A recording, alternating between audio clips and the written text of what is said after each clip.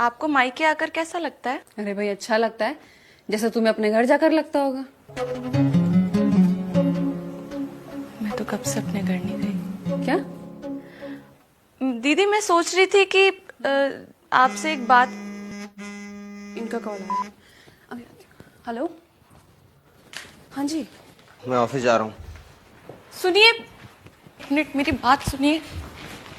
क्या है? वो मैं कह रही थी कि 2-3 दिन के लिए घर हो आती हूँ। अभी 4 महीने पहले ही तो गई थी तुम। मम्मी की तबीयत थोड़ी खराब है। तुम एक काम करो, तुम परमानेंट ही शिफ्ट हो जाओ अपने घर। यहाँ की चिंता तो तुम्हें है नहीं। आप दीदी की टिकट करवा दीजिए। मम्मी जी का ख्याल तो मैं रखती ही हूँ, घर की देखभाल भी मैं ही करती हूँ, तो दीदी यहाँ रह के क्या करेंगे? अभी परसों ही आई हैं वो, कुछ दिन रहने दो यहाँ। वो हर महीने आती हैं। उनके ससुराल में भी तो उनकी जरूरत है ना। वहाँ उसकी ननद है, वो संभाल लेगी, रहने दो। यहाँ भी तो दीदी है। क्या कहना चाहती हो, साफ साफ बोलो। दीदी मायके से आई अपनी माँ के पास रहने, उनकी सेवा करने। ये सही है क्योंकि वो इस घर की बेटी है।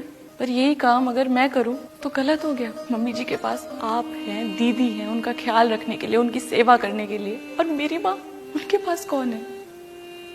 कोई नहीं, वो बिल्कुल अकेली है। पता है क्यों? क्योंकि मैं ही उनकी इकलौती औलाद हूँ। अगर मैं भी उनका ख्याल नहीं रखूंगी तो कौन रखेगा? शादी के बाद हम नए रिश्ते जोड़ते हैं ना, पर इसका मतलब ये तो नहीं ना कि बेटियां अपने पुराने रिश्ते तोड़कर आए। 4-5 महीने की बात कर रहे थे ना। पिछले कई महीनों से मैंने अपनी माँ को देखा भी नहीं है। क्या मांग रही हो आपसे? 2-3 दिन अपनी माँ की सेवा के लिए? क्या इतना भी अधिकार नहीं है मेरा?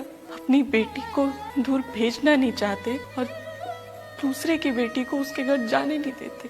कैसा रिवाज है?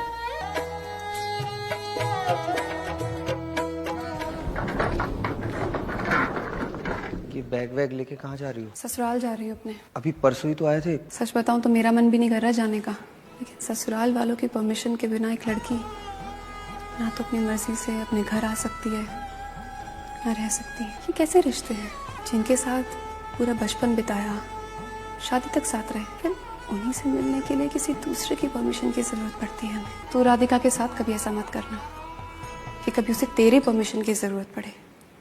याद रखना, तेरी भी एक बहन है।